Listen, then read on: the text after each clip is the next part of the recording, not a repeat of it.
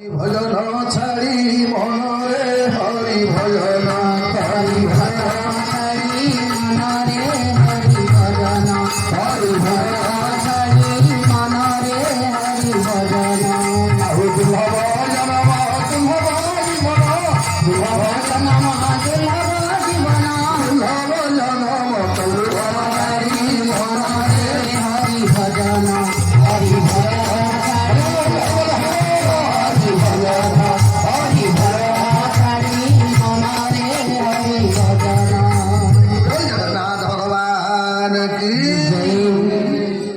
ମଣିଷ ଜନ୍ମ ପାଇବା ତା ସହିତ ପୁଣି ଭଗବାନଙ୍କର କଥା ପ୍ରତି ଅନୁରକ୍ତି ରହିବା ଏଇଟା ସହଜ ପୁଣ୍ୟ ନୁହଁ ଆଜ୍ଞା।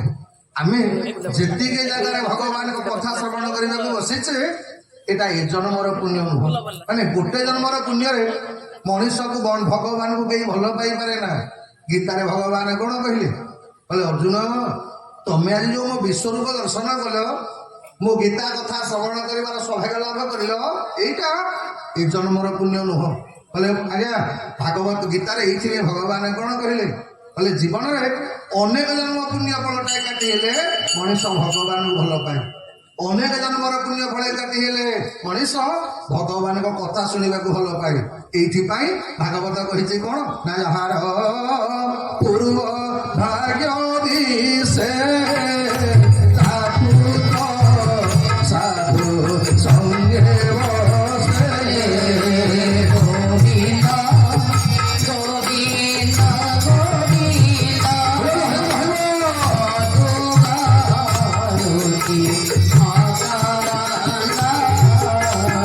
ଜଗନ୍ନାଥ ଭଗବାନ କି ଏଇଟା ଅନେକ ଜନ୍ମର ପୁଣ୍ୟ। ପୁଣି କଳିଯୁଗରେ ମଣିଷ ଜନ୍ମ ପାଇବାଟା ଏଇଟା ସହଜ ପୁଣ୍ୟ ନୁହଁ। ଆମେ ମାନେ ଏମିତିଆ ଯୁଗରେ ଗୋଟେ ଜନ୍ମ ହେଇଛେ ଯୋଉ ଯୁଗରେ ଜନ୍ମ ଲାଭ କରିବା ପାଇଁ ଦେବତା ମାନେ ପ୍ରାର୍ଥନା କରନ୍ତି। ଆପଣ ମାନେ ଶୁଣିଥିବେ ରଘୁବଂଶରେ ଜଣେ ରାଜା ଥିଲେ, ତାଙ୍କ ନାଁ ହଉଛି ଇକ୍ଷ୍ୱାକୁ। ଏଇ ଇକ୍ଷ୍ୱାକୁ ରାଜା ଦିନେ ଯାଇଥିଲେ ଯୁଦ୍ଧ କରିବା ପାଇଁ। ଆଜ୍ଞା ଆମ ମଣିଷ ଆମେ ଯୋଉମାନେ ଏଠି ବସିଛେ ଆମେ ମାନେ ସାମାନ୍ୟ ମଣିଷ ନୁହଁ ଆଜ୍ଞା। ଆଜ୍ଞା ଆମ ମାନଙ୍କର ଚରିତ୍ର ସ୍କନ୍ଦ ପୁରାଣରେ ଆପଣ ମାନେ ଶ୍ରବଣ କରିବେ। ଆମର ପୂର୍ବପୁରୁଷ ମାନେ କଣ ଥିଲେ, ଆମେ କୋଉଠିକି ପହଞ୍ଚିଲେଣି। ସମଗ୍ର ବିଶ୍ୱରେ ଏକମାତ୍ର ଭାରତ ଆମର ପୂର୍ବପୁରୁଷ କିଏ? ଆମ ପୂର୍ବପୁରୁଷରେ ଜଣେ ଜଣେ ସନ୍ଥ ଆଜ୍ଞା, ଯୋଉଟା ଆମେ ଗୋତ୍ର ବୋଲି ଉଚ୍ଚାରଣ କରୁନେ। କିଏ ଗୋତ୍ର ଅର୍ଥ କଣ? କିଏ ପରାଶର ଗୋତ୍ର, କିଏ କାଶ୍ୟପ ଗୋତ୍ର, କିଏ ନାଗସ୍ୟ ଗୋତ୍ର। ଗୋତ୍ର ଅର୍ଥ କଣ? ଆମେ ସେଇ ଋଷିଙ୍କର ସନ୍ତାନ। ଆପଣ ସ୍କନ୍ଦ ପୁରାଣରେ ଶ୍ରବଣ କରିବେ, ଯେତେବେଳେ ବିଦ୍ୟାପତି ବ୍ରାହ୍ମଣ ଜଗନ୍ନାଥଙ୍କୁ ଦର୍ଶନ କରିବା ପାଇଁ ନୀଳମାଧବଙ୍କୁ ଦର୍ଶନ କଲେ, ପ୍ରତ୍ୟାବର୍ତ୍ତନ କଲା ପରେ ରାଜା ଇନ୍ଦ୍ରଦ୍ୟୁମ୍ନ ପଚାରିଲେ, କହିଲେ ବିଦ୍ୟାପତି ତମେ ଜଗନ୍ନାଥଙ୍କୁ ଦର୍ଶନ କଲ? ବିଦ୍ୟାପତି କହିଲେ, କହିଲେ ରାଜା ଜଗନ୍ନାଥଙ୍କ କଥାଟା ପଛରେ କହିବି, ଆଗ ଉତ୍କଳର ଜନସାଧାରଣ ମାନଙ୍କର କଥା କହୁଛି ଶୁଣନ୍ତୁ। ଆଜ୍ଞା ବିଦ୍ୟାପତି ବ୍ରାହ୍ମଣ ଜଗନ୍ନାଥଙ୍କ କଥା ଆଗ କହିଲେନି, ଆଗ ଆମ ଓଡିଆ ଲୋକମାନଙ୍କର କଥା କହିଲେ। ବିଦ୍ୟାପତି ବ୍ରାହ୍ମଣ କହିଲେ, ମଣିମା ମୁଁ ଉତ୍କଳ ଦେଶରେ ଦେଖିଲି ପ୍ରତ୍ୟେକ ବ୍ୟକ୍ତି ଜଣେ ଜଣେ ବୈଷ୍ଣବ। ସମସ୍ତିଙ୍କ ଘରେ ଆଜ୍ଞା ଯଜ୍ଞର କୁଣ୍ଡ, ସମସ୍ତିଙ୍କ ଘରେ ଭଗବାନଙ୍କର ନାମ କୀର୍ତ୍ତନ, ସମସ୍ତିଙ୍କ ଘରେ ହୋମର ନିଆଁ। ଆଜ୍ଞା ମୁଁ ଦେଖିଲି ପ୍ରତ୍ୟେକ ମଣିଷ ଜଣେ ଜଣେ ବିଷ୍ଣୁ ଭକ୍ତ। ଏଇଥିପାଇଁ ମୁଁ ଜଗନ୍ନାଥଙ୍କୁ ପଛରେ ମୁଣ୍ଡିଆ ମାଇଲି, ଆଗ ଉତ୍କଳର ଲୋକମାନଙ୍କୁ ମୁଣ୍ଡିଆ ମାଇଲି। ଅର୍ଥ ଆମର ପୂର୍ବପୁରୁଷ ମାନେ କଣ ଥିଲେ, ଆମେ ବର୍ତ୍ତମାନ କୋଉ ଯାଏ ଗଲେଣି। ଆମ ଭିତରେ ଆଉ ଅଛି ଆଜ୍ଞା ଆଉ ବୈଷ୍ଣବର ଚିହ୍ନ ଆମ ପାଖରେ ଅଛି? ଏବେ ବା ଚନ୍ଦନ ଟିକେ ଲଗେଇବାକୁ ଆମକୁ ଲାଜ ମାଡୁଛି। ବେକରେ ମାଳି ଟିକେ ପକେଇଲା ବେଳକୁ ଆମେ 20 ଥର ଭାବୁଛେ ନାଇଁ ଲୋ ମାଳି ପକେଇବିନି, ମାଳି ପକେଇଲେ ବୁଧବାରିଆ ରବିବାର ହେଇପାରିବନି, କାହିଁ ଆଉ ସେଗୁଡା ହବ। ଛାଡ କଣ ମିଳୁଛି ସେ କରୁ। ଆଜ୍ଞା ଅନେକ ଲୋକ ମତେ ବୁଝେଇଲେ, କହିଲେ ବୁଝିଲେ ଆଜ୍ଞା ଆହାରେ ଭଲ ମନ୍ଦ ନାହିଁ, ଯେ ସ୍ଥାନେ ଯେ ମତେ ମିଳେ। ଇରେ ଭାଗବତ କହିଛି ଆହାରରେ ଭଲ ମନ୍ଦ ନାହିଁ, ବଛା ବଛି ଭିଡା ଭିଡି ଗୋଟରେ ଗୋଟରେ ଯାହା ମିଳିଲା ତାକୁ ଖାଇବୁ, ଅସୁବିଧା ହଉଛି କୋଉଠି? ମୁଁ କହିଲି ଆଚ୍ଛା ଆଜ୍ଞା ଇଏ ବୁଝିଲେ। ମୁଁ କହିଲି ବାପା ଯଦି ଆହାରେ ଭଲ ମନ୍ଦ ନାହିଁ, ଦାନାଦାର ଗୋଟେ ଆହାର ଦାନା ଖାଇବୁନ ବୋତଲେ ଖଣ୍ଡେ, ଦେଖିଲା କଣ ହଉଛି? ସେ କଥା ନୁହେଁ ଆଜ୍ଞା। ଆମେ ମଣିଷ ଆଜ୍ଞା ଏଡେ ଚାଲାକ, ଆଜ୍ଞା ଧର୍ମଟା ମୋ ନିଜ ଇଚ୍ଛାରେ। ଗାଈ ସିଏ ଚାହିଁଲେ ତା ଧର୍ମ ପରିବର୍ତ୍ତନ କରିପାରିବୁ। ଗାଈ କୋଉ ଲୋକ ହେ ଆଉ ଏ ଘାସ ଫାସ ଖାଇକି ଆଉ ଭଲ ଲାଗୁନି, ଏବେ ଗୋଟେ କାମ କରିବା ଚିକେନ 2 ପିସ୍ ଖଣ୍ଡେ ବିଷ ହେଇ ଖାଇଦବା। ଗାଈ ତା ଧର୍ମ ପରିବର୍ତ୍ତନ କରୁଛି, କିନ୍ତୁ ମଣିଷକୁ ଯେମିତି ଭଲ ଲାଗିଲା ସେ ଧର୍ମ ପରିବର୍ତ୍ତନ କରିପାରିଲା ଆପଣ କିଛି ଆଗ ପଛ ବିଚାର ନାହିଁ। ଯୋଉଟା ନିଜକୁ ସୁହାଇଲା, ତାହେଲେ କୋଉ ଶାସ୍ତ୍ର ଲେଖା ହେଇଛି ସୋମବାର ଆଇଁଷ ଖାଇବା ମହାପାପ, ବୁଧବାର ଖାଇବା ମହତ ପୁଣ୍ୟ, ଏଟା ଲେଖା ହେଇଛି କୋଉଠି? ଏଟା ମନକୁ ଆଜ୍ଞା ଯୋଉଟା ଆମକୁ ଭଲ ଲାଗିଲା। କାର୍ତ୍ତିକ ମାସରେ ଟୋଟାଲ ପିଆଜ ରସୁଣ ଖାଇବୁନୁ, ଛାଡ ଖାଇଦିନ ଭଲ କରି ଖାଇବୁ, ଦେଖାଇଛି କୋଉନ? ଆମ ମନ ଇଚ୍ଛାରେ ବା ଧର୍ମ ଦେଖୁନା। ଯୋଉଟା ଆମକୁ ଭଲ ଲାଗିଲା, ମନେକର ନାଚ ଗୀତକୁ ଲୋକଙ୍କୁ ଭଲ ଲାଗିଲା, ନହେଲେ ଆଗରୁ ଆମର ସବୁ ନିର୍ବନ୍ଧ ଥିଲା ଆଜ୍ଞା। ଆଉ ଆମ ଜଗନ୍ନାଥଙ୍କ ସଂସ୍କୃତିରେ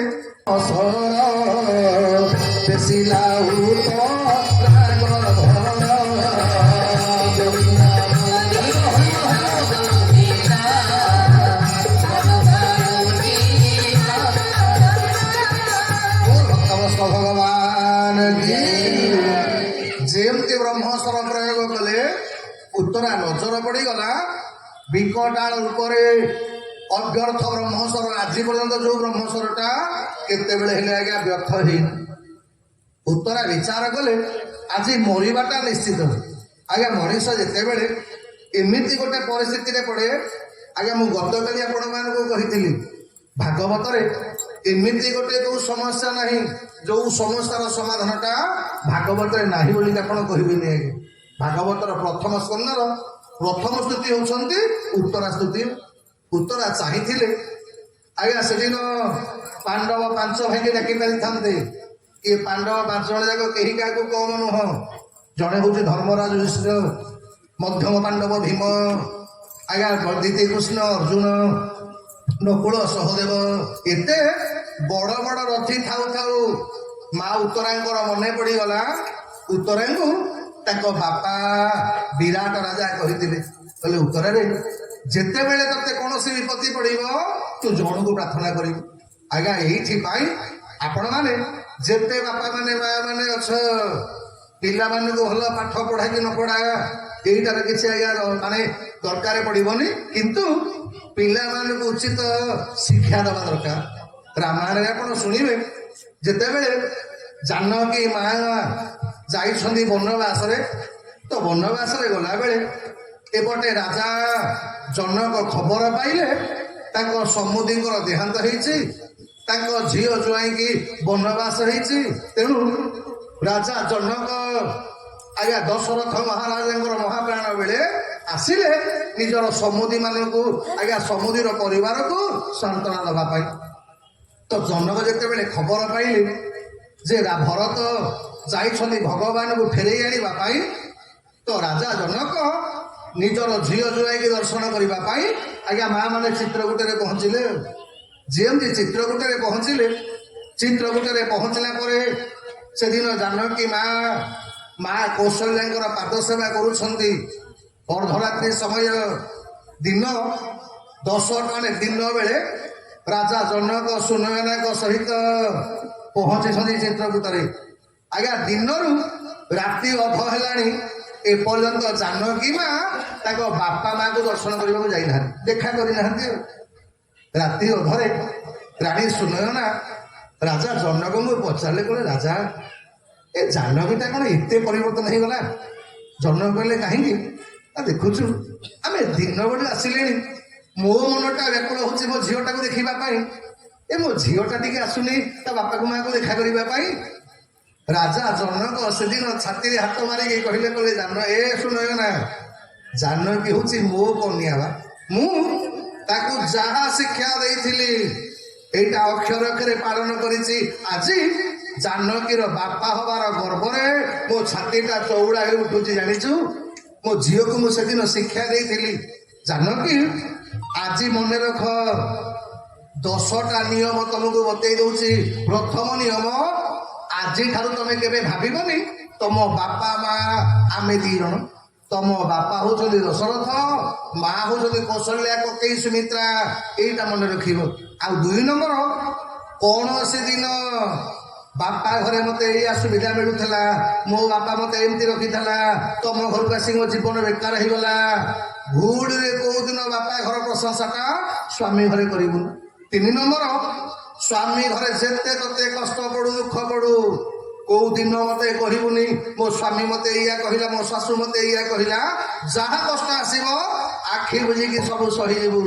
ଯେତେ ମା ମାନେ ଅଛ ତମ ପିଲାଙ୍କୁ ଏ କଥା କୋଉ ନ କହିଲେନି। ତମେ ମଗିବ ଏ ମା ମୋବାଇଲ ଫୋନଟା 24 ଘଣ୍ଟା ଧରିଥବୁ, 20 ଥର ଭିଡିଓ କଲ୍ କରି ଦେଖଉଥବୁ, କିଏ କଣ କଲା ରେକର୍ଡିଂ କରି ରଖୁଥବୁ। କିଛି ନହେଲେ ସାଙ୍ଗେ ସାଙ୍ଗେ 498 ବୁକ୍ କରିଦେବି, 6 ମାସେ ହତଭାଗା ବିଲ୍ ପାଇବନି। ଆଉ ତତେ ଦେଖିକି ଗୋଟେ ଗୋଟେ ଉଠେଇଦେବି, କାମ କାହିଁ କରୁ, କାହିଁ କରୁଥିବା ଅଭାବ ଅଛି ଆଜିକାଲି ଯୁଗରେ। ଆମ ଅବସ୍ଥା ଆମ ଶିକ୍ଷା ତ ଏଇଆ, ଆଉ କଣ ଅଛି। ବୋଲ ଭକ୍ତବତ୍ସ ଭଗବାନ କି। ବିରାଟ ରାଜା ତାଙ୍କ ଉତ୍ତରାଙ୍କୁ ଶିକ୍ଷା ଦେଇଛନ୍ତି, କହିଲେ ମାଲୋ ଏ ଦୁନିଆରେ ଜଣେ ସମସ୍ତଙ୍କୁ ରକ୍ଷା କରିପାରେ, ତାଙ୍କ ବ୍ୟତିରେକ ଆଉ ରକ୍ଷା କଲା ବାଲା କେହି ନାହିଁ। ଆଜ୍ଞା ବାପାଙ୍କର ସଂସ୍କାରଟା ମନେ ପଡିଗଲା ଉତ୍ତରା ମାର।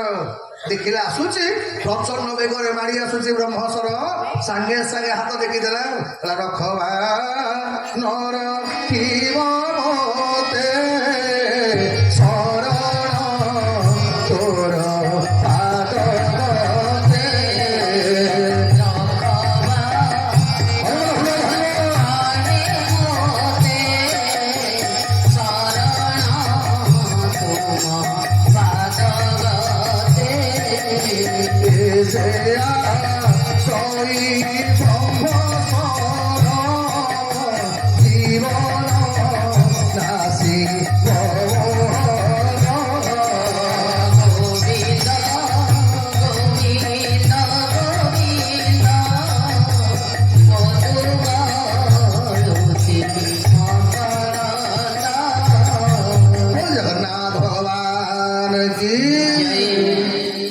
ବୁଝିଦେଲେ ଉତ୍ତର। ଆଜ୍ଞା ହାତ ଦିଟା ଦେଖିଲେ କହିଲେ ମହାପ୍ରଭୁ ଏ ଦୁନିଆରେ ଆପଣଙ୍କ ବ୍ୟତିରେକ ଆଉ କେହି ନାହାନ୍ତି ମୋର। ଆଉ ଆଜ୍ଞା ଭଗବାନ କେବଳ ଆମଠାରୁ ଏଇ ଗୋଟିଏ ଶବ୍ଦ ଶୁଣିବାକୁ ଚାହାନ୍ତି। ଆଜ୍ଞା ଯେତେବେଳେ ଆପଣ କହିଦେବେ ଆପଣଙ୍କ ବ୍ୟତିରେକ ମୋର ଆଉ କେହି ନାହାନ୍ତି, ଆଜ୍ଞା ସେତେବେଳେ ମହାବାହୁଙ୍କର ପ୍ରଳମ୍ବ ହାତ ଆପଣଙ୍କ ଆଜ୍ଞା ଲମ୍ବି ଆସିବ।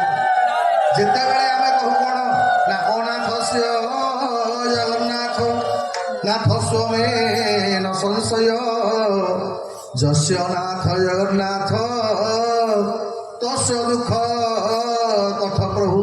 ଆଜ୍ଞା ଯେତେବେଳେ ଯାହାର କେହି ନାହାନ୍ତି ତା ପାଇଁ ଆଜ୍ଞା ଜଗନ୍ନାଥ ମହାପ୍ରଭୁ, ଏଇଥିପାଇଁ ତାଙ୍କ ନାଁଟା ହଉଛି ଜଗନ୍ନାଥ। ଅର୍ଥ କଣ ଆଜ୍ଞା, ଭଗବାନ ରହିଲେ ବଦ୍ରିକାରେ, ତାଙ୍କ ନାଁଟା ହେଲା ବଦ୍ରିନାଥ। ଭଗବାନ ରହିଲେ ରାମେଶ୍ୱରମରେ, ତାଙ୍କ ନାଁ ହେଲା ରାମେଶ୍ୱର ନାଥ। ଭଗବାନ ରହିଲେ ଆଜ୍ଞା ଦ୍ୱାରିକାରେ, ନାଁ ହେଲା ଦ୍ୱାରିକାନାଥ।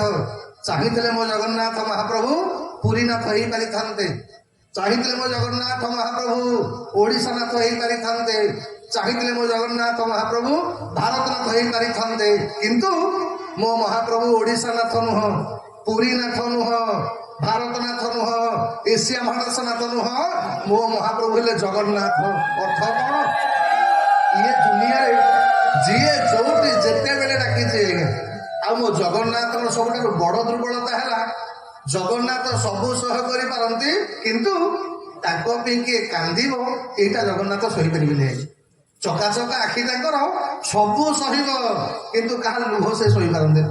ଯିଏ କାନ୍ଦିଛି ଏଇ ଗତ ମାସରେ ଗତ ମାସ ନୁହଁ ଅକ୍ଟୋବର ମାସରେ 22 ତାରିଖ ଦିନ ଆଜ୍ଞା ଯାଇଥାଏ ମହାପ୍ରଭୁଙ୍କୁ ଦର୍ଶନ କରିବା ପାଇଁ। ସେଦିନ ଦିନ 1:30 ହେଲାଣି, ଜଗନ୍ନାଥ ମହାପ୍ରଭୁଙ୍କର ଦାନ୍ତ ମାନେ ଅବକାଶ ନୀତି ହେଇନି।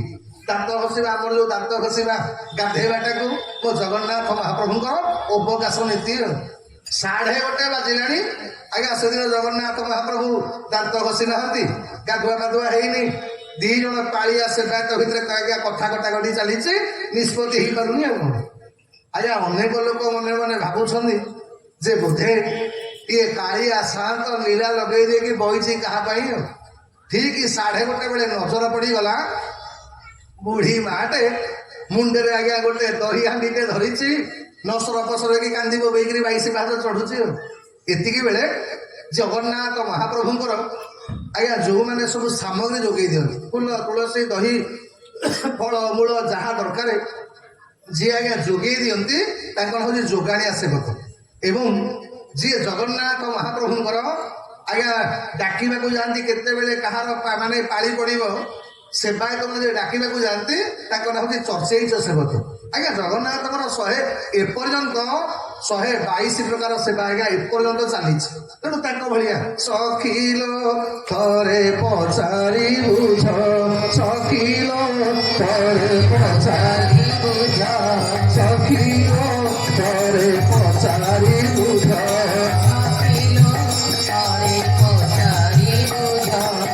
ହାତ ଗୋଡ଼ ନାହିଁ ସେ କେଉଁ ଦେବତା ହାତ ଗୋଡ଼ নীতি প্রতি করে ঐশ্বর্য ভোগ সকিল তারে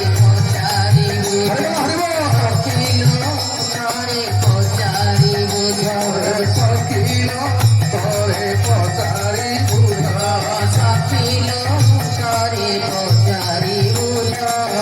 মেঘটু ছুঁয়ে যাচ্ছু আস খবরে বসি ধুয়ে শুনাবেশ মেঘটু ছুঁয়ে যাচ্ছু আস খবরে বসি ধুয়ে শুনাবেশ সপন ভোগী সে বাহুন তার পরে দিন রাতি আলোক চামর রসিক পণরে দাস মান কিয়ে রসিক পণরে দাস মান কিয়ে ফুলর গজরা পড়ে লম্বায়ে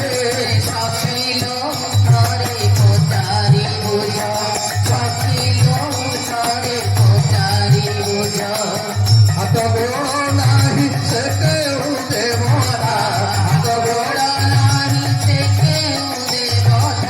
নীতি প্রতি করে ঐশ্বর্য ভোগ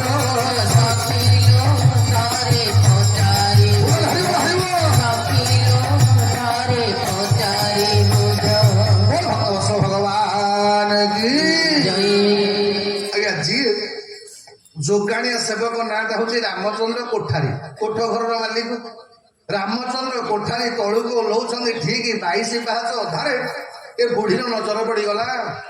ରାମଚନ୍ଦ୍ର କୋଠାରୀ କଲେ ଦେଖୁଛ ଆମେ କହୁଛେ କାଳିଆଟା ଏ ପର୍ଯ୍ୟନ୍ତ କାହିଁକି ଦାନ୍ତ ନ ଘଷିକି ବହିଛି ଗଲା ବୁଝିଲୁ ବୁଢୀ ତୋରି ପାଇଁ ଆଜି ଜଗନ୍ନାଥ ଏପର୍ଯ୍ୟନ୍ତ ଅବକାଶ ହେଇନି। ବୁଢୀର ଆନନ୍ଦ କହିଲ ସେ କଥାଟା କଣ ଆଜ୍ଞା ଚନ୍ଦନପୁର ଠାରୁ ଅନତି ଦୂରରେ ଶୁକଲ ବୋଲି ଗୋଟେ ଗାଁରେ ଗୋଟେ ବୁଢୀଟିଏ ରହେ ଆଜ୍ଞା। ଆଉ ସେ ବୁଢୀର ପରିବାର ପ୍ରତିପୋଷଣ କରିବାର ଏକମାତ୍ର ମାଧ୍ୟମ ଗାଈ ଗୋଟେ ଦିଟି ରଖିଛି। ଆଉ ତାଙ୍କ ଗାଁ ଯାକ ବୁଲିକିରି ଚନ୍ଦନ ଫୁଲ ଟିକେ ସଂଗ୍ରହ କରିବ କଦଳୀ ପତ୍ର ସଂଗ୍ରହ କରିବ ବଡ ଦାଣ୍ଡରେ ବିକିବ। ତ ଦିନେ ଏ ବୁଢୀର ମନରେ ଗୋଟେ ଭାବନା ହେଲା କହିଲା ହେଇ ମୁଁ ଜଗନ୍ନାଥଙ୍କ ପାଇଁ ସବୁଦିନ ନିଜର ପେଟ ପାଇଁ ଚନ୍ଦନ ମାନେ ତୁଳସୀ ବିକୁଛି ଫୁଲମାଳ ବିକୁଛି କଦଳୀ ପତ୍ର ବିକୁଛି ଏ ଆଜି ପର୍ଯ୍ୟନ୍ତ ମୁଁ ଟିକେ ଜଗନ୍ନାଥଙ୍କୁ ତ କିଛି ଦେଇପାରିଲିନି। ଆଜ୍ଞା ଯୋଉ ରାମଚନ୍ଦ୍ର କୋଠାରୀ ଜଗନ୍ନାଥଙ୍କ ପାଇଁ ତୁଳସୀ ଫୁଳସୀ ତାଠୁ କିଣିକି ନିଅନ୍ତି। ଦିନେ କୋଠାରୀକି ପଚରାଗଲା କୋଠାରୀ ଏ ମୁଁ ତ ଗରିବ ଲୋକ ମୁଁ ତ ଜଗନ୍ନାଥଙ୍କୁ କିଛି ଦେଇପାରିବିନି। କାହିଁକି ନା ଜଗନ୍ନାଥ ମହାପ୍ରଭୁଙ୍କର ପାଟ ଗୋଟେ ଦେବାକୁ ହେଲେ ଅତି କମରେ 30-32 ଟଙ୍କା ପଡିବ। ଆଉ ଏ ଗରିବ ଲୋକଟା ମୁଁ କଣ ଟିକେ ଦେଇପାରନ୍ତି ଟିକେ ମୋ ଜିନିଷ ଟିକେ ଜଗନ୍ନାଥ ପାଇଁ ଲାଗି ହେଇଯାନ୍ତା।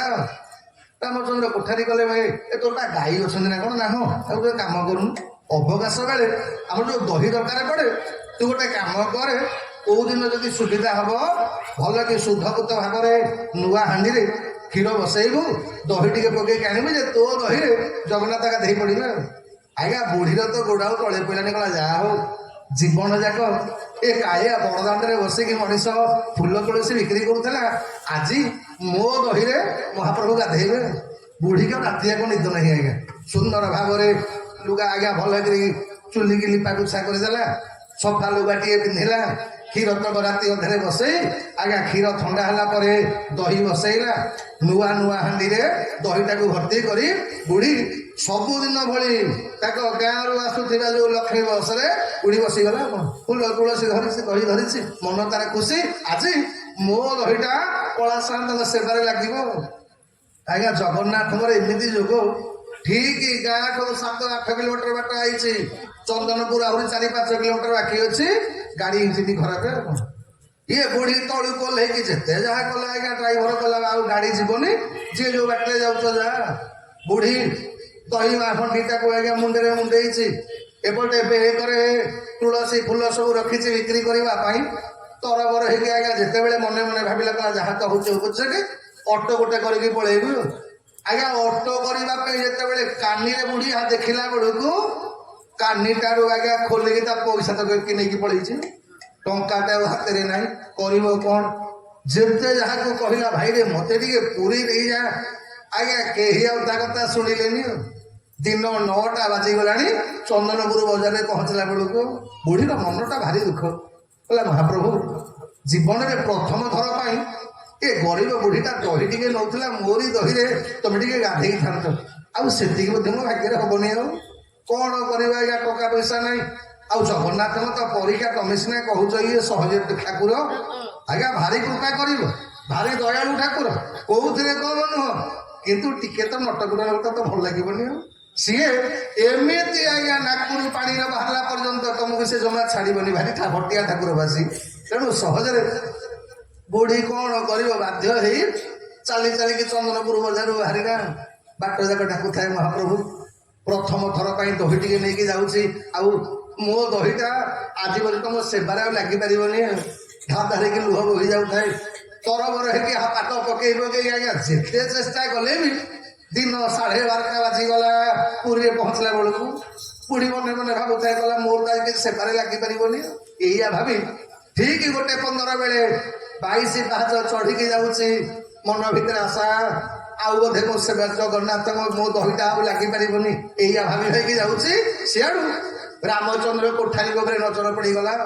ବୁଢୀ ଖାଲି ଏତିକି ପଚାରିଲା କଲା କୋଠାରୀ ଆସିବାଟା ବିଳମ୍ବ ହେଇଗଲା। ମୁଁ କଥା ରଖି ପାଇଲିନି। ଠାକୁର ଗାଧେଇ ସାରିବେଣି। ରାମଚନ୍ଦ୍ର କୋଠାରୀ ଗଲା ଲୋ ଗାଧେଇବେ କଣ ଲୋ? ଇଏ ତୋରି ପାଇଁ ବୋଧେ ଆଜି ଜଗନ୍ନାଥ ମହାପ୍ରଭୁଙ୍କର ଦାନ୍ତ ଘଷା ନୀତିହୀନ ଅପେକ୍ଷା କରିକି ବସିଛନ୍ତି। ଅର୍ଥ କଣ ଆଜ୍ଞା ଜଗତରେ ଏମିତି ଠାକୁର ମହାପ୍ରଭୁ ଅପେକ୍ଷା କରିକି ବସିଛନ୍ତି ଯେ କେତେବେଳେ ଭକ୍ତ କହିକି ଯାଇଛି ମୋ ଦହିରେ ଆପଣ ଆଜି ଗାଧେଇବେ। ଏଇଥିପାଇଁ ସେବକଙ୍କ ଭିତରେ କଳି ଲଗେଇ ଦେଇ ମହାପ୍ରଭୁ ମୋର ବସିଛନ୍ତି। ଲୋକମାନଙ୍କ ପାଇଁ ଅପେକ୍ଷା କରିଛନ୍ତି କେତେବେଳେ ବୁଢୀ ଦହି ଆଣିବ ଆଉ ଗାଧେଇବ। ଆଜ୍ଞା ଯେମିତି ବୁଢୀର ଦହି ପହଞ୍ଚିଗଲା ସାଙ୍ଗେ ସାଙ୍ଗେ ସେବାୟତ ମାନଙ୍କର ବିନାଶ ହେଇଗଲା। ଆରମ୍ଭ ହେଇଗଲା ଅବକାଶ ନୀତି। ଏଇଥିପାଇଁ ଜଗନ୍ନାଥ ଆଜ୍ଞା ଠାକୁର ସବୁ ସହ କରିପାରନ୍ତି। କିନ୍ତୁ ଭଗବାନଙ୍କ ପାଇଁ କିଏ ଗୋଟେ କାନ୍ଦିବ ଏଇଟା ଠାକୁର ସହ୍ୟ କରିପାରନ୍ତିନି। ହାତ ଟେକି ଦେଇଛନ୍ତି ଉତ୍ତରା କହିଲେ ରଖିବା ରଖିବ ମତେ ଶରଣ ତୋର ପାଦଗତେ।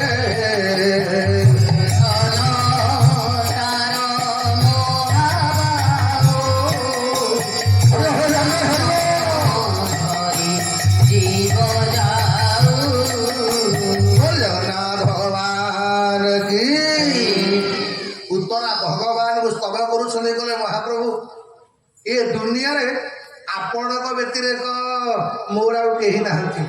ଏ ମହାଭାରତ ଯୁଦ୍ଧ ମୋ ବାପାକୁ ନେଇଛି। ଏଇ ମହାଭାରତ ଯୁଦ୍ଧ ମୋ ଭାଇଟାକୁ ନେଇଯାଇଛି। ଆଜ୍ଞା ଉତ୍ତରର ମୃତ୍ୟୁ ହେଇଛି ଆପଣ ମାନେ ମହାଭାରତରେ ସମସ୍ତେ ଶୁଣିଥିବେ। କହିଲା ଏ ମହାଭାରତ ଯୁଦ୍ଧରେ ମୋ ସ୍ୱାମୀ ମାନେ ସ୍ତ୍ରୀର ସର୍ବଶ୍ରେଷ୍ଠ ସନ୍ତକ ସ୍ତ୍ରୀର ସର୍ବଶ୍ରେଷ୍ଠ ବଳ ମୋ ସ୍ୱାମୀ ମଧ୍ୟ ଏ ମହାଭାରତ ଯୁଦ୍ଧରେ ନିରଗତି ପ୍ରାପ୍ତି ହେଇଗଲେ। ମୋର ସଂସାରରେ ମୋର ବୋଲି ଏ ଦୁନିଆରେ ଆଉ କେହି ନାହାନ୍ତି। ଆଉ ଯଦି ଆପଣ ରକ୍ଷା କରିବା କଥା କରିବେ ଯାହା ହଉଛି ଆପଣଙ୍କ ଇଚ୍ଛା। ଆଜ୍ଞା ଯେମିତି ଉତ୍ତରା ଗଙ୍ଗା ନଦୀ କୂଳରେ ହାତ ଦିଟା ଟେକି ଦେଇଛି। ଭଗବାନ ସେଦିନ ବାହାରିଥିଲେ ଦ୍ୱାରିକା ଯିବା ପାଇଁ। ନଜର ପଡିଗଲା ଉତ୍ତରାର ହାତ ଚିତ୍କାର। ଆଜ୍ଞା ଭଗବାନ ସାଙ୍ଗେ ସାଙ୍ଗେ ଗୋଟେ ବଟୁ ବାମନ ରୂପ ଧାରଣ କଲେ। ପ୍ରବେଶ କରିଗଲେ ଉତ୍ତରାର ଗର୍ଭରେ। ଏ କଥାଟା କୌଣସି ପାଣ୍ଡବଙ୍କ ନଜର ପଡିଲାନି। ନଜର ପଡିଗଲା ମା କୁନ୍ତୀଙ୍କର। ଆଜ୍ଞା ମା କୁନ୍ତୀ ଦେଖିଲେ ଯେତେବେଳେ ବ୍ରହ୍ମସର ମାଡ଼ି ଆସୁଛି ତା ବୋହୁ ଆଜ୍ଞା ଉତ୍ତରାକୁ ନଷ୍ଟ କରିବା ପାଇଁ ମାରିଦେବା ପାଇଁ ଭଗବାନ ଉତ୍ତରାର ଗର୍ଭରେ ପ୍ରବେଶ କରିଗଲେ।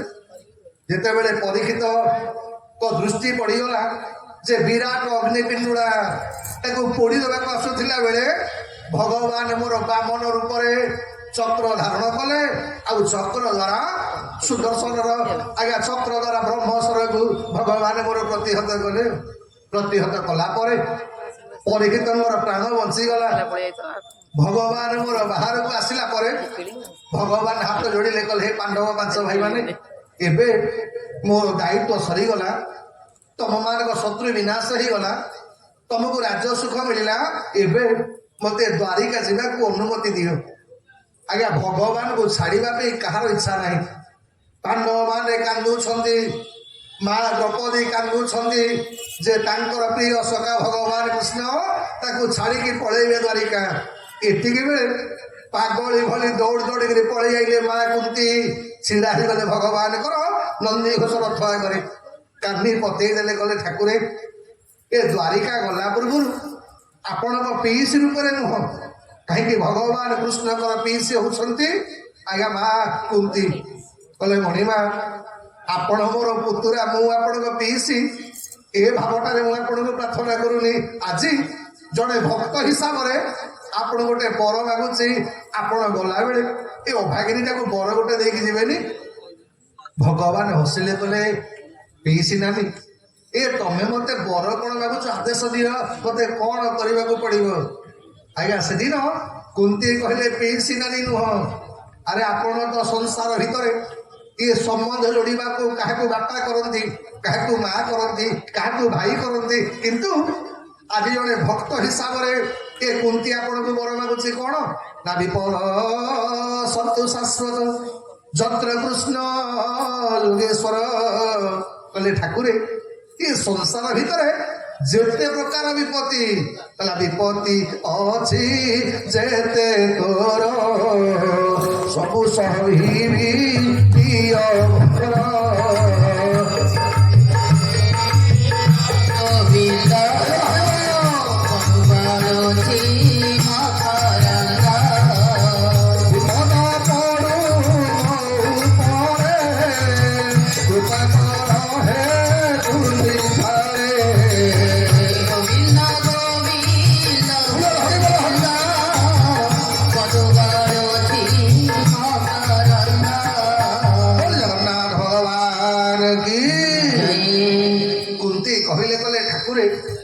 ସଂସାର ଜାଗାରେ ଯେତେ ପ୍ରକାର ବିପତ୍ତି, ଆପଣ ସବୁତକ ବିପତ୍ତି ଏଇ ପାଣ୍ଡବ ମାନଙ୍କ ଉପରେ ଆପଣ ମତେ ଆପଣ ଦିଅନ୍ତୁ, ମୁଁ କେବଳ ଆପଣଙ୍କ ଠାରୁ ବିପତ୍ତିଟା ଚାହୁଁଛି।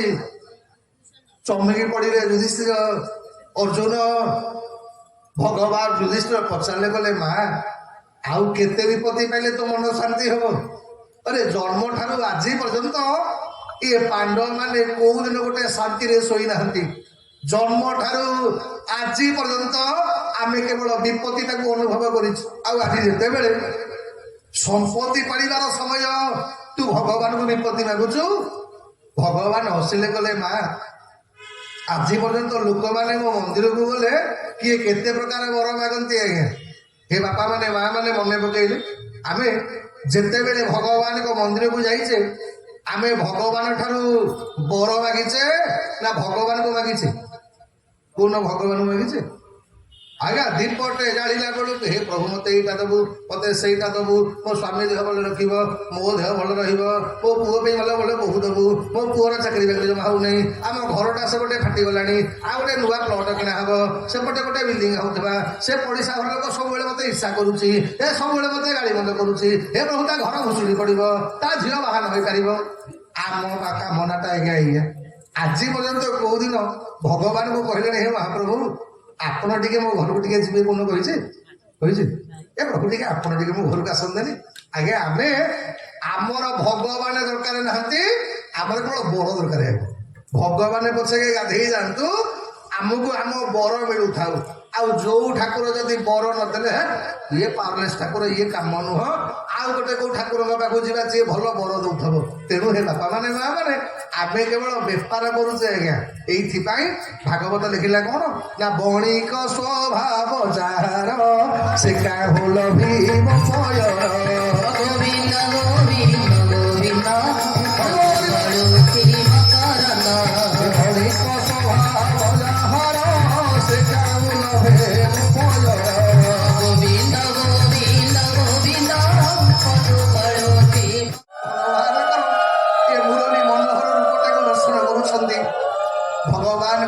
ପିତାମହ କଣ ବର ମାଗୁଛ ମାଗୁ? ପିତାମହ କହିଲେ ମଣିମା ମୁଁ ଶୁଣିଛି ଯୋଉ ଲୋକ ମରିଗଲା ପରେ ତା ପାଇଁକି ପିଣ୍ଡ ଦିଅନ୍ତିନି କି ଶ୍ରାଦ୍ଧ ଦିଅନ୍ତିନି ସେ ଲୋକଟା ଗୋଟେ ନର୍କଗାମୀ ହୁଏ। ମଣିମା ମୋ ବାପାଙ୍କର ମାନେ ଜୀବନ ମୋ ବାପାଙ୍କର ଆନନ୍ଦ ପାଇଁ ମୋ ବାପାଙ୍କର ସୁଖ ପାଇଁ ମୁଁ ସାରା ଜୀବନ ବ୍ରହ୍ମଚାରୀ ରହିଲି। ସାରା ଜୀବନ ଆଜୀବନ ବ୍ରହ୍ମଚାରୀ ବ୍ରତ ଅବଲମ୍ବନ କଲି। ମୁଁ ଖାଲି ଏତିକି ଭାବୁଛି ମୁଁ ମରିଗଲା ପରେ ମତେ ମନେ ପକେଇବ କିଏ? ଆଉ ଏ ମୋ ପାଇଁ ଶ୍ରାଦ୍ଧ କିଏ ଦବ?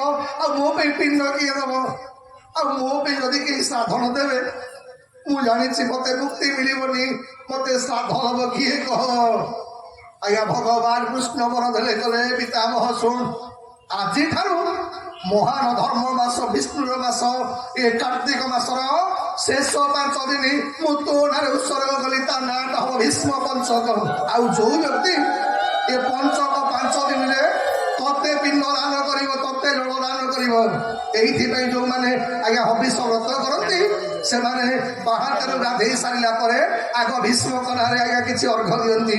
ଆଉ ଯୋଉମାନେ ଏ ପିତାମହ ଯୋଉମାନେ ତୋ ନାଁରେ ଅର୍ଘ୍ୟ ଦେବେ, ଯୋଉମାନେ ତତେ ମନେ ପକେଇବେ, ଯୋଉମାନେ ତୋ ନାଁରେ ଶ୍ରାଦ୍ଧ ଦେବେ, ଏ ଅର୍ଜୁନ ମୋର ଯେମିତି ପ୍ରିୟ, ପାଣ୍ଡବ ମାନେ ମୋର ଯେମିତି ପ୍ରିୟ, ସେ ଲୋକଟା ମୋର ସେମିତି ପ୍ରିୟ ହବ। এইଥିପାଇଁ ଆଜ୍ଞା ଭୀଷ୍ମ ପଞ୍ଚକ ବ୍ରତରେ ପିତାମହ ଭୀଷ୍ମକୁ ଆମେ ମାନେ ତର୍ପଣ କରିବା କଥା। ପ୍ରତ୍ୟେକ ବ୍ୟକ୍ତି ତର୍ପଣ କରିବେ। ହେଲେ ତାହାର ଜନମାଞ୍ଜର ପାପ ନିଶ୍ଚିନ୍ତ ହୋଇ ବସେ ଦୂତ। ଗୋବିନ୍ଦ ଗୋବିନ୍ଦ ଗୋବିନ୍ଦ ପଦୁବଳୋଚି ମକରନ୍ଦ ଅନ୍ତକାଳରେ ତୋର ନାମ ଦେହୁ କରିବ ସ୍ମରଣ। ଗୋବିନ୍ଦ ଗୋବିନ୍ଦ ପଦୁବଳୋଚି ମକରନ୍ଦ ଆଉ ଗଙ୍ଗା ସହିତ ତୀର୍ଥ ଯେତେ ସ୍ଥାନରେ ଫଳଟି ଯେ ମୁକ୍ତେ। ସେ ମକରନ୍ଦ ପାନ କରି କରିଲେ ବ୍ରଜ ନାରୀ। ଭଗବାନ ଭଗବାନ କି এইଥିପାଇଁ ଶ୍ରାଦ୍ଧ ଦେଲା ବେଳେ ଆଗ ଭୀଷ୍ମଙ୍କ ପାଇଁ ଆମେ ଗୋଟେ ଆଜ୍ଞା ପିଣ୍ଡ ଦାନ କରିଥାଉ। ତେଣୁ ଭଗବାନ ପିତାମହ ଭୀଷ୍ମଙ୍କ ସାମ୍ନାରେ ମୁରଲୀ ମନୋହର ରୂପରେ ପ୍ରକଟ ହେଲେ। ଆଉ ଭଗବାନଙ୍କ ରୂପକୁ ଧ୍ୟାନ କରି ଭଗବାନଙ୍କ ନାମ ଉଚ୍ଚାରଣ କରି ପିତାମହ ଭୀଷ୍ମଙ୍କର ପରମ ଗତି ପ୍ରାପ୍ତି ହେଲା। ମା ଗଙ୍ଗା କୋଳେଇ ନେଲେ ତାଙ୍କ ସନ୍ତାନ। ଏପଟେ ଭଗବାନ କୃଷ୍ଣ ପାଣ୍ଡବମାନଙ୍କ ଠାରୁ ବିଦାୟ ମାଗି ପ୍ରତ୍ୟାବର୍ତ୍ତନ କଲେ ମା ଦ୍ୱାରିକା। ଗର୍ଭରେ ଅଛନ୍ତି ମାନେ ପରୀକ୍ଷିତ।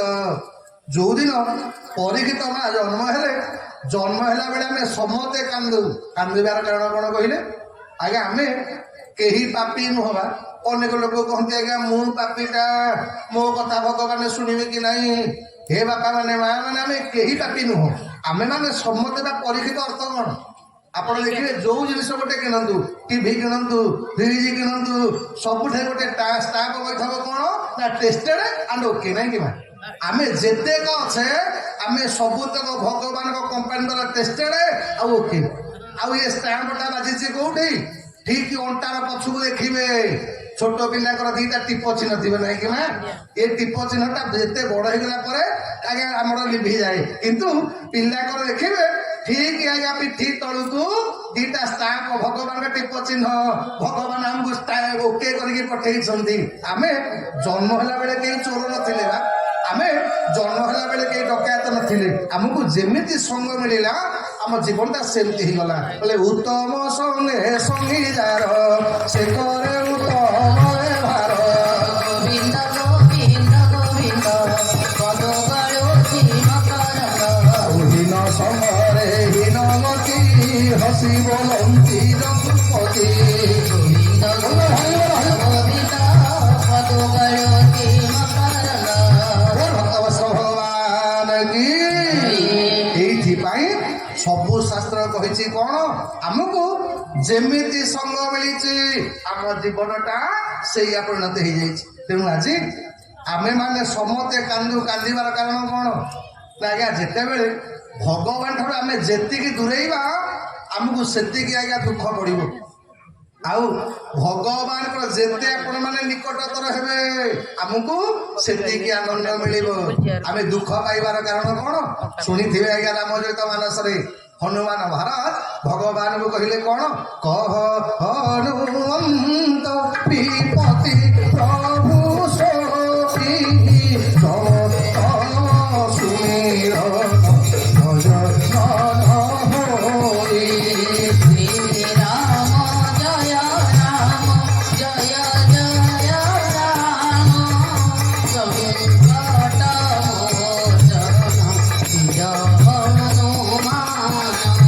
ଜଗତରେ ସେଇ ଗୋଟାକ ହଉଛି ବିପତ୍ତି କହ ହନୁମନ୍ତ ବିପତ୍ତି ପ୍ରଭୁ ସୋଇ ଜବ ତବ ସୁମିରନ ଭଜନ ନ ହୋଇ ଯେତେବେଳେ ପର୍ଯ୍ୟନ୍ତ ଆପଣ ଭଗବାନଙ୍କୁ ଭଜନ କରୁଥିବେ ଭଗବାନଙ୍କୁ ସ୍ମରଣ କରୁଥିବେ କୌଣସି ବିପତ୍ତି ଆପଣଙ୍କୁ ଆଜ୍ଞା ପଡ଼ିବନି। ଆଜି ଯେତେବେଳେ ପରୀକ୍ଷିତ ମହାରାଜ ଏଇଥିପାଇଁ ଆମେମାନେ ସମସ୍ତେ କାନ୍ଦୁ କାରଣ କଣ କହିଲେ କାନ୍ଦିବାର କାରଣ ହେଲା ଆମେ ଭଗବାନ ଠାରୁ ଦୂରେଇ ଯାଉ ତ ଏଇଥିପାଇଁ ଆମକୁ ଆଜ୍ଞା କାନ୍ଦ ମାଡ଼େ। କିନ୍ତୁ ଆମ କାନ୍ଦିବା ଆଉ ପରୀକ୍ଷିତଙ୍କ କାନ୍ଦିବା ଭିତରେ ପାର୍ଥକ୍ୟ କଣ ହେଲା ପରୀକ୍ଷିତଙ୍କର କାନ୍ଦଟା ଆଉ ବନ୍ଦ ହେଲାନି। ପରୀକ୍ଷିତ ଆଖି ଖୋଲିକି ଆଗ ଚାରିପଟ ଯାକ ଦେଖିଲି କହିଲେ ହେଇ ମା ଗର୍ଭରେ ଏ ଯିଏ ମତେ ରକ୍ଷା କରିଥିଲା ଯୋଉ ବଂଶୀ ବଦନ ଶ୍ୟାମଳ ମାନେ ନୟନ ଆଜ୍ଞା ସରସିଜ ଲୋଚନ ସେ ଗଲେ କୁଆଡେ ଆଜ୍ଞା ନଜର ପଡ଼ିଗଲା ସମସ୍ତେ ଅଛନ୍ତି ହେଲେ ଶ୍ୟାମ ସୁନ୍ଦର ଭଗବାନ ନାହାନ୍ତି। ପରୀକ୍ଷିତ ବିଚାର କଲା ହେଇ ଯାହା ପାଇଁ ମୁଁ ତଳୁକୁ ଆଇଲି ଇଏ ସିଏ ତ ଛାଡ଼ିକି ପଳେଇଗଲା ଆଉ ବଞ୍ଚିବି କଣ ପାଇଁ ଆଜ୍ଞା ପରୀକ୍ଷିତ କାନ୍ଦିବାକୁ ଆରମ୍ଭ କଲେ ଆଖି ବନ୍ଦ କରିଦେଲେ କହିଲେ ଆଉ କାହାକୁ ଆଖି ଖୋଲିବି ଯଦି ଆଖି ଖୋଲିବି କେବଳ ଶ୍ୟାମ ସୁନ୍ଦରଙ୍କୁ ଦର୍ଶନ କରିବି ଏ ନୟନ ଯଦି ଦେଖିବ କେବଳ ଭଗବାନଙ୍କ ରୂପଟାକୁ ଦେଖିବ ଏ ପାଟି ଯଦି କେତେବେଳେ ଖୋଲିବ କେବଳ ତାଙ୍କରି ନାମଟା କୀର୍ତ୍ତନ କରିବ ଏ ହାତ ଦିଟା ଯଦି କେତେବେଳେ କାମ କରିବ ତାଙ୍କରି ପାଇଁ ତାଳି ମାରିବ ଏ ପାଦ କେବଳ ତାଙ୍କରି ତୀର୍ଥ ଗମନ କରିବ ନହେଲେ ହାତ ପାଦ ଖୋଲିବିନି ହବ ଆଜ୍ଞା ଆଖି ବନ୍ଦ କରିକି କାନ୍ଦିବା ଆରମ୍ଭ କଲେ ଖାଇବା ପିଇବା ବନ୍ଦ ହେଇଗଲା। ସାଙ୍ଗେ ସାଙ୍ଗେ ଯୁଧିଷ୍ଠିର ସବୁ ପଣ୍ଡିତ ମାନଙ୍କୁ ଡାକିଲେ କବିରାଜ ମାନଙ୍କୁ ଡାକିଲେ କହିଲେ ଦେଖ ମୋ ପିଲାଟା ପାଣ୍ଡବ ମାନଙ୍କର କେହି ନାହାନ୍ତି ଏଇ ଗୋଟାକୁ ମୋର ବଂଶଧର ଇଏ ଜମା ଖାଇବା ପିଇବା କରୁନି ଇଏ କାନ୍ଦୁଛି କଣ ପାଇଁ କେହି କହିପାରିଲେନି ତାର କାନ୍ଦର କାରଣ କଣ। ଶେଷକୁ ପାଣ୍ଡବ ମାନଙ୍କର ଆଜ୍ଞା ଗୋଟେ ଭଲ ଗୁଣ ହେଲା ଆଜ୍ଞା ଯେତେବେଳେ ତାଙ୍କୁ ବିପତ୍ତି ପଡେ ସେ ଭଗବାନ କୃଷ୍ଣକୁ ଆଗ ସ୍ମରଣ କରନ୍ତି। ଆଉ ଆପଣମାନେ ବି ମନେ ରଖନ୍ତୁ ଆଜ୍ଞା ଜୀବନରେ ଯେତେବେଳେ ଦୁଃଖ ପଡୁ ଆଜ୍ଞା ଯେତେ ବିପତ୍ତି ପଡୁ ଆମେ ଭଗବାନଙ୍କୁ ଆପଣମାନେ ସ୍ମରଣ କରନ୍ତୁ ଭଗବାନଙ୍କୁ ବିଶ୍ୱାସ କରନ୍ତୁ ନିଶ୍ଚିତ ସେ ଦୁଃଖ ବିପତ୍ତି ଦୂର ହେଇଯିବ। ଏଇଟା ଭାଗବତର ମତ। ଭଗବାନ ପଠେଇଲେ ଯୁଧିଷ୍ଠିର ପଠେଇଲେ କହିଲେ ଅର୍ଜୁନ ଯା ଭଗବାନଙ୍କୁ କହିଦେବୁ ତାଙ୍କର ଗୋଟେ ନାତି ହେଇଛି ଆଉ ସେ ନାତିଟା ଖିଆ ପିଆ କରୁନି ଖାଉନି କି ପିଉନି କି ଶୋଉନି ଖାଲି କାନ୍ଦୁଛି। ସାଙ୍ଗେ ସାଙ୍ଗେ ଅର୍ଜୁନ ପହଞ୍ଚି ଗଲେ ଦ୍ୱାରିକା ନଗରୀରେ ଭଗବାନ କୃଷ୍ଣଙ୍କୁ କହିଲେ ମହାପ୍ରଭୁ ଆପଣଙ୍କର ଗୋଟେ ନାତି ହେଇଛି ଆଉ ସେ ନାତିଟା ଆଜିକି 15 ଦିନ ହେଲାଣି ଖାଇବା ପିଇବା ନାହିଁ ଆଗମାନେ ଶୋଉନି କିମ୍ବା କାନ୍ଦା ବନ୍ଦ କରୁନି ଆପଣ ଟିକେ ଦେଖିବାକୁ ଆସନ୍ତୁ।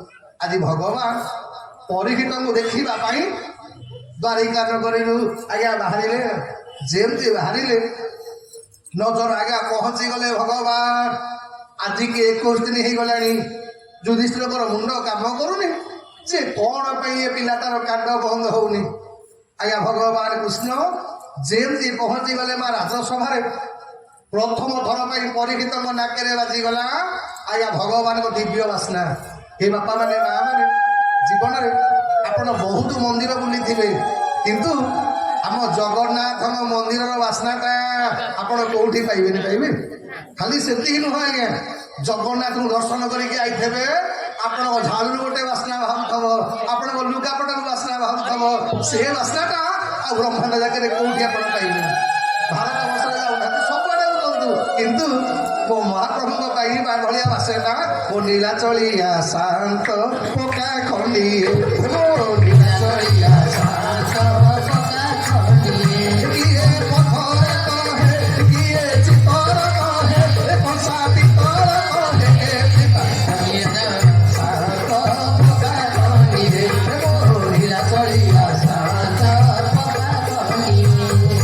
ଜଗନ୍ନାଥ ଭଗବାନ କି ଖାଲି ସେତିକି ନୁହଁ ଆଜ୍ଞା ମୋ ଜଗନ୍ନାଥଙ୍କ ମହାପ୍ରସାଦ ଆଜ୍ଞା ଯେତେ ଖାଆନ୍ତୁ হব গ্যাস্ট্রিক হবে আপনার কোন কে কহিলানি আজ্ঞা বিশ্বাস করবেনি মু রাতে প্রায় মানে খাଇବା খুব কমাই দিয়েছি কিন্তু কালি এমিতি সৌভাগ্য জগন্নাথ মহাপ্রভুঙ্কর মহাপ্রসাদ মু আইলা বেড়ে পৌঁছিগলা লোভ চাইলে আখণ্ড ভোজন করে খাইছি মনে মনে ভাবিছি আমি আর রাতে কিছু খাইবেনি ঘরে কহিদেকি আইଥିଲି ଆଉ ସହଜେ ପ୍ରକାଶ ପାଖରେ ବଇଥିଲା କହିଲା ଏ ଆଜ୍ଞା ଭାଇନାକୁ ଦିଅ ନିଜେ ଖାଇଲାନି ମୋ ପାଖରେ ଆଣି ବଦେଇଦେଲା ବା ମୋ ଆଗ ଲୋଭ ଛାଡ଼ିଛି ଆହୁରି ନାକ ବନ୍ଦ ଗିଳିଦେ କିଛି ତେଣୁ ଜଗନ୍ନାଥଙ୍କର ଆଜ୍ଞା ସ୍ୱତନ୍ତ୍ର ତାଙ୍କ ଜଗନ୍ନାଥ ମହାପ୍ରଭୁଙ୍କର ମହାପ୍ରସାଦ ଆଜ୍ଞା ସ୍ୱତନ୍ତ୍ର କେବେ କହିବେନି ମହାପ୍ରସାଦ ଖାଇଲି ଏ ମୋର ଗ୍ୟାଷ୍ଟ୍ରିକ୍ ହେଇଗଲା ଏ ମୋର ହଜମ ହେଲାନି କିନ୍ତୁ ଖାଉଥିବେ ଆଜ୍ଞା ବାସ୍ନାଟା ଗୋଟେ ସ୍ୱତନ୍ତ୍ର ଏଇଥିପାଇଁ ପ୍ରଥମ ଥର ପାଇଁ ପରୀକ୍ଷିତ ମୋ ନାକରେ ବାଜିଗଲା ଭଗବାନଙ୍କର ସ୍ୱତନ୍ତ୍ର ବାସ୍ନାଟା ପରୀକ୍ଷିତ ବିଚାର କଲେ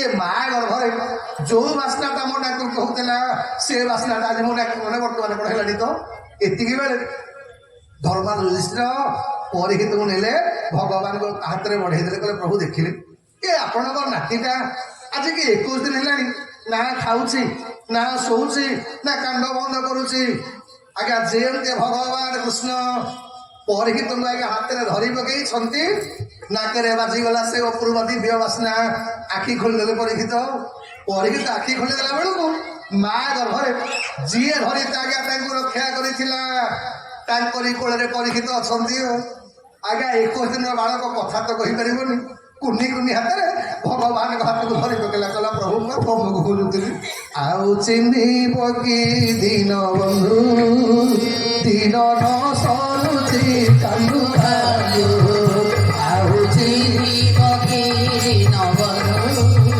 ଦିନ ନ ସରୁଛି କାନ୍ଦୁ କାନ୍ଦୁ ଦେଉତି ନମତେ ଏ ଭବ ସାଗରେ ଦେଉତି ନମତେ ଭବ ସାଗରେ ରଖିଲ ହେ କୃପା ସିନ୍ଧୁ କହିଥିଲ ପରା ଆହେ ଗିରି ଧରା କହିଥିଲ ପରା ହେ ଗିରିଧରା କଣେ ନଦୀ ତରୁଦୁ ଆଉ ଚିହ୍ନିବ କି ଦିନ ବନ୍ଧୁ ଦିନ ନ ସରୁଛି କାନ୍ଦୁ କାନ୍ଦୁ ଆଉ ଚିହ୍ନିବ କି ଦିନ ବନ୍ଧୁ ଦିନ ନ ସରୁଛି କାନ୍ଦୁ କାନ୍ଦୁ ମୋ ଭକ୍ତ ଭଗବାନ କି ବ୍ୟାସ ଥିଲେ ସେ ମାନେ ସଭାରେ ବ୍ୟାସ ବେଳେ ଦେଖୁଛ ଆମେ ଏ ବୁଢା ହେଲେଣି ଏ ପର୍ଯ୍ୟନ୍ତ ଆମେ ଭଗବାନଙ୍କୁ ଚିହ୍ନି ପାରୁନେ କିନ୍ତୁ 21 ଦିନ ଗୋଟେ ବାଳକ ଇଏ ଭଗବାନଙ୍କୁ ଚିହ୍ନିଲା ଏଇଥିପାଇଁ ଏହାର ନାମ ପରୀକ୍ଷିତ ଜଗତେ ହୋଇବ ବିଖ୍ୟାତ ଗୋବିନ୍ଦ ଗୋବିନ୍ଦ ଗୋବିନ୍ଦ ପଦୁ ଘରୁଛି ମକରନ୍ଦ ଏହାର ନାମ ପରୀକ୍ଷିତ ଜଗତେ ହୋଇବ ବିଖ୍ୟାତ ସେ ମକରନ୍ଦ ପାନ କରି ଆନନ୍ଦେ ବୋଲ ହରି ହରି ଚକରୁ ହେଲା ଯାକ ଆମ ଭରିବ ବିଷ୍ଣୁରାତ ହରି କର ମେଳା ହରି ହରି ବେଦ କାଟୋଳା ଜଗନ୍ନାଥ ଭଗବାନ କି ଗୋବିନ୍ଦ ହେ ଗୋପାଳ ହେ ସୁଗୁଣ ଗାଇ ଯାଉ ଦିନ ଗୋବିନ୍ଦ ହେ ଗୋପାଳ ହେ ଗୁଣ ଗାଇ ଯାଉ ଦିନ ଗୋବିନ୍ଦ ହେ ଗୋପାଳ ହେ ସୁଗୁଣ ଗାଇ ଯାଉ ଦିନ ଗୋବିନ୍ଦ ହେ ଗୋପାଳ ହେ ତୋ ଗୁଣ ଗାଇ ଯାଉ ଦିନ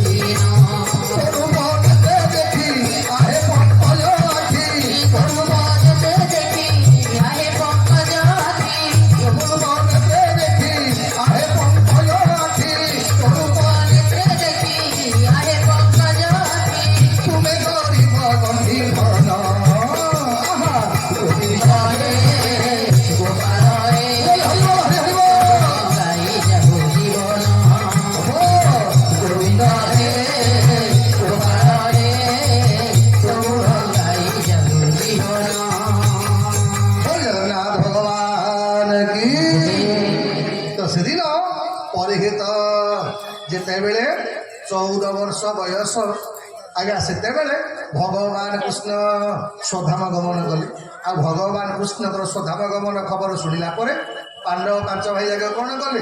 ପରୀକ୍ଷିତଙ୍କୁ ରାଜା କରେଇଦେଲେ। କାହିଁ କେତେବେଳେ ଆଜ୍ଞା ରାଜା ଯୁଧିଷ୍ଠିର ଭଗବାନ ଯୋଉଦିନ ସ୍ୱଧାମକୁ ଗଲେ ସେଇଦିନ କଳି ପ୍ରବେଶ କରିବା କଥା, କିନ୍ତୁ ଧର୍ମରାଜ ଯୁଧିଷ୍ଠିର ପରୀକ୍ଷିତ ଆଜ୍ଞା ଧର୍ମରାଜ ଯୁଧିଷ୍ଠିର କଳିକି ବନ୍ଧନ କରିକି ପଳେଇଲେ। ବନ୍ଧନ କରିକି ଗଲା ପରେ ହେଲା କଣ ନା ଦିନେ ଯୁଧିଷ୍ଠିର ଯେତେବେଳେ ସ୍ୱଧାମ ଗମନ କଲେ, ଗଲା ବେଳେ କହିକି ଗଲେ କଲେ ପରୀକ୍ଷିତରେ ଏ କବାଟଟା ଜମା ଖୋଲିବୁନି। ଆଜ୍ଞା ଏଇଟା ହଉଛି କଳିଯୁଗର ଲକ୍ଷଣ। କଣ କହିଲେ? କଳିଯୁଗର ଲକ୍ଷଣ ଆଜ୍ଞା ଭଲ କଥାଟା ବାରମ୍ବାର କହିବାକୁ ପଡିବ, ଲୋକ ମାନିବେନି, କିନ୍ତୁ ଖରାପ କଥା ବତେଇବା ଦରକାର ପଡିବ। ଆଚ୍ଛା ଯେତେ ମା ମାନେ ଅଛ, ତମ ପିଲାକୁ କୋନ ମୋବାଇଲ ଶିଖେଇଛ? ଶିଖେଇଛ? ବାବୁରେ ଏଇଟା ହ୍ୱାଟ୍ସଆପ ଏଇଟା କଣ ୟୁଟ୍ୟୁବ ଦେଖେଇ ଶିଖେଇଛ? ଆଜ୍ଞା ସିଏ ପରା ମୋ ମାଷ୍ଟର ସିଏ ଆମକୁ ଶିଖଉଛନ୍ତି, ଏଇଟା କର ବାପା ସେଇଟା କର। ଅର୍ଥ କଣ? ଆମ ପିଲାଙ୍କୁ ମୋବାଇଲ ଶିଖେଇବା ଦରକାର ପଡିନି, କିନ୍ତୁ ଭଲ କଥା ଏ ପଢେ, ହନୁମାନ ଚାଳିଶା ଟିକେ ପଢେ, ଏ ଗୀତା ଗୋଟେ ପଢେ। ଆଜ୍ଞା ଭଲ କଥାଟା କହିବ, ଆମ ପିଲା କରିବେନି। ଖରାପ କଥାଟା କହିବା ଦରକାର ପଡିବନି, ଆପେ ଆପେ ପିଲା ତାକୁ କରି ପକେଇବେ। ତେଣୁ ଆଜି ଭଗବାନ କଣ କଲେ?